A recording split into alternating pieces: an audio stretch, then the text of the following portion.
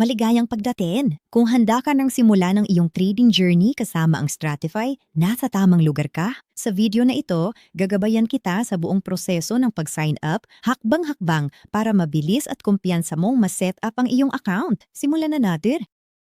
Ang unang kailangan mo ay isang referral link. Dapat ay naipadala na ito sa iyo ng direkta. I-click mo lang ang link na yon para buksan ang registration page. Ngayon, punan mo ang iyong mga detalye, ang iyong unang pangalan, apelido, email address, password at numero ng telepono. Kapag nabasa at tinanggap mo na ang terms and conditions, i-click mo ang register now para gumawa ng iyong account. Pagkatapos magrehistro, pumunta ka sa inbox ng email address na ginamit mo sa pag-sign up.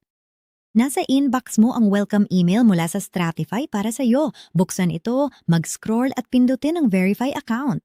Pagkatapos, makikita ang email confirmation. I-click ang continue para mag-login at mapupunta ka na sa Stratify IB portal. Ilagay mo lang ang iyong login credentials, ang email at password na ginamit mo sa pagrehistro at mag-login para ma-access ang iyong account. Sa loob ng iyong Stratify account, itap ang profile. Mag-scroll pababa hanggang makita mo ang Register Copy X section. Dito nakakonekta ang iyong Stratify account sa Tag Markets. I-click ang Register Copy X at lalabas ang welcome screen. Ilagay muli ang iyong password. Siguraduhing pasok ito sa lahat ng requirements na ipinapakita, tapos i-click ang sync account. Kapag naging matagumpay ang pag-sync, i-check ang confirmation box at isara ang window. Bumalik ka ulit sa iyong email inbox. Sa pagkakataong ito, hanapin mo ang verification email mula sa Tag Markets.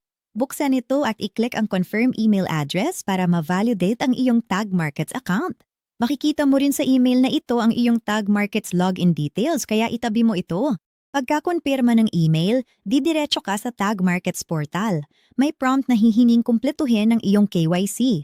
Ang KYC ay standard na proseso ng beripikasyon. I-upload ang isang valid na identity document, harap at likod, para makumpleto ang hakbang na ito. Mahalagang hakbang ito. Kung hindi mo makukumpleto ang iyong KYC, hindi ka makakapag-deposit o makaka-access ng lahat ng features ng platform. At ayan na yun. Kumpleto na ang iyong Stratify at Tag Markets account at handa nang gamitin. Sana inakatulong ito sa iyo. Kita-kits sa susunod.